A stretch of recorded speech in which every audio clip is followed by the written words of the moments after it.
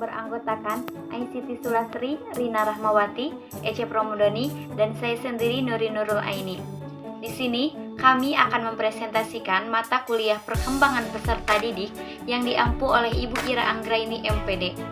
Di sini kami akan mempresentasikan materi yang berjudul Konsep Dasar Peserta Didik. Dalam bab ini kami akan membahas 3 persoalan. Yang pertama, definisi peserta didik. Yang kedua, kebutuhan peserta didik. Dan yang ketiga, hak dan kewajiban peserta didik. Yang pertama, definisi peserta didik. Secara etimologi, peserta didik adalah anak didik yang mendapat pengajaran ilmu. Secara terminologi, peserta didik adalah anak didik atau individu yang mengalami perubahan dan perkembangan, sehingga masih memerlukan bimbingan dan arahan dalam membentuk kepribadian serta sebagai bagian dari struktural proses pendidikan. Dengan kata lain, peserta didik adalah seorang individu yang tengah mengalami fase perkembangan atau pertumbuhan, baik dari segi fisik dan mental maupun pikiran. Siswa atau peserta didik adalah salah satu komponen manusia yang menempati posisi sentral dalam proses belajar mengajar.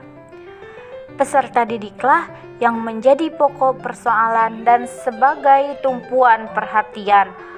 Di dalam proses belajar mengajar, siswa sebagai pihak yang ingin meraih cita-cita, memiliki tujuan, dan kemudian ingin mencapainya secara optimal. Peserta didik itu akan menjadi faktor penentu, sehingga menuntut dan dapat mempengaruhi segala sesuatu yang diperlukan untuk mencapai tujuan belajarnya. Itulah sebabnya siswa atau peserta didik merupakan subjek belajar. Desmita mengklasifikasikan beberapa karakteristik peserta didik.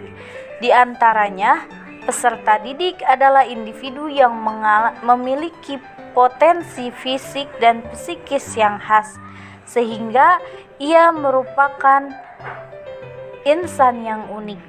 Potensi yang khas dimilikinya perlu dikembangkan dan diaktualisasikan sehingga mampu mencapai taraf perkembangan yang optimal.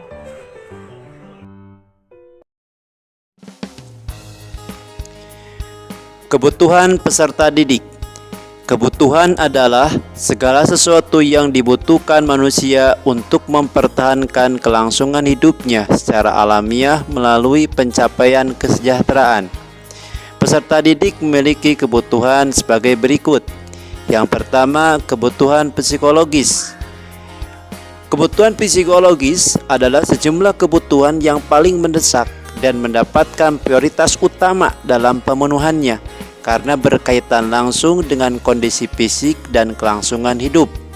Contoh, kebutuhan akan makan, minum, oksigen, sandang, tempat tinggal, seks, tidur, istirahat, dan yang lainnya.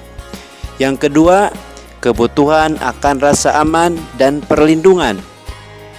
Kebutuhan ini merupakan kebutuhan yang mendorong individu untuk memperoleh ketentraman, kepastian, dan keteraturan dari lingkungannya, jaminan keamanan, terlindung dari bahaya dan ancaman penyakit, perang, kemiskinan, ataupun yang lainnya. Yang ketiga, kebutuhan akan rasa kasih sayang dan memiliki. Kebutuhan akan rasa kasih sayang merupakan yang mendorong individu untuk mengadakan hubungan afeksi atau ikatan emosional dengan orang lain. Menurut Maslow, cinta dan kasih sayang merupakan sesuatu yang hakiki dan sangat berarti bagi manusia, karena ia merupakan prasyarat bagi terwujudnya perasaan yang sehat. Contohnya, kebutuhan akan rasa memiliki dan dimiliki, kebutuhan akan rasa mencintai dan dicintai, akan rasa diakui dan disertakan dan diikut sertakan sebagai anggota kelompok, merasa dirinya penting, rasa setia kawan, kerjasama, dan yang lainnya. Terus kebutuhan yang ketiga, kebutuhan akan rasa harga diri. Kebutuhan ini merupakan kebutuhan individu untuk merasa berharga dalam dirinya. Contoh, kebutuhan akan penghormatan atau penghargaan dari diri sendiri, seperti rasa percaya diri, hasrat untuk memperoleh kompetensi, kekuatan pribadi, adekuasi, kemandirian, dan penghargaan dari orang lain, seperti penghargaan atas apa yang telah dilakukannya, merupakan berupa pengakuan, penerimaan, perhatian, kedudukan, atau status, pangkat, nama baik, dan sebagainya. Kebutuhan yang selanjutnya, kebutuhan akan aktualisasi diri. Kebutuhan ini merupakan kebutuhan untuk memperoleh dorongan hakiki manusia untuk menjadi orang yang sesuai dengan keinginan dan potensi dirinya. Kebutuhan aktualisasi diri ini merupakan kebutuhan yang tertinggi dan biasanya muncul sesudah terpenuhi kebutuhan akan penghargaan rasa diri. Kebutuhan ini diwujudkan dengan jalan membuat segala sesuatu yang terbaik atau bekerja sebaik-baiknya sesuai dengan bidang masing-masing.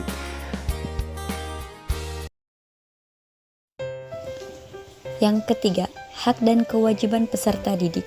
Dalam Undang-Undang Nomor 20 Tahun 2003 Bab 1 telah dijelaskan bahwa peserta didik merupakan anggota masyarakat yang berusaha mengembangkan potensi diri melalui proses pembelajaran yang tersedia pada jalur, jenjang, dan jenis pendidikan tertentu.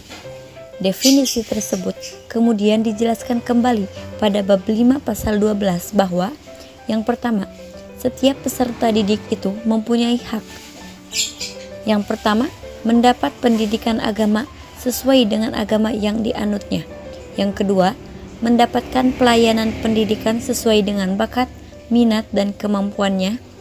Yang ketiga, mendapatkan beasiswa bagi siswa yang berprestasi. Yang keempat, mendapatkan biaya pendidikan bagi mereka yang orang tuanya tidak mampu. Yang selanjutnya, pindah ke program pendidikan pada jalur pendidikan dan satuan pendidikan. Yang selanjutnya, menyelesaikan program pendidikan sesuai dengan kecepatan belajar masing-masing. Yang kedua, setiap peserta didik itu memiliki kewajiban. Kewajiban yang pertama, menjamin norma-norma pendidikan untuk menjamin keberlangsungan proses dan keberhasilan pendidikan. Yang kedua, ikut menanggung biaya penyelenggaraan pendidikan kecuali bagi pendidikan yang dibebaskan dari kewajiban tersebut sesuai dengan peraturan perundang-undangan yang berlaku. Selanjutnya adalah kesimpulan. Peserta didik adalah setiap manusia yang sepanjang hidupnya selalu dalam perkembangan. Kaitannya dengan pendidikan adalah bahwa perkembangan peserta didik itu selalu menuju kedewasaan, di mana semuanya itu terjadi karena adanya bantuan dan bimbingan yang diberikan oleh pendidik. Selanjutnya adalah kebutuhan. Kebutuhan adalah segala sesuatu yang dibutuhkan manusia untuk mempertahankan kelangsungan hidupnya secara alamiah melalui pencapaian kesejahteraan. Beberapa kebutuhan peserta didik diantaranya kebutuhan psikologis, kebutuhan akan rasa aman dan perlindungan, kebutuhan akan rasa kasih sayang dan memiliki, kebutuhan akan rasa harga diri, dan kebutuhan akan rasa aktualisasi diri. Sekian pemaparan dari kelompok kami. Mohon maaf apabila selama materi berlangsung banyak materi yang kurang atau tidak puas. Semoga materi ini dapat bermanfaat bagi kita semua. Wassalamualaikum warahmatullahi wabarakatuh.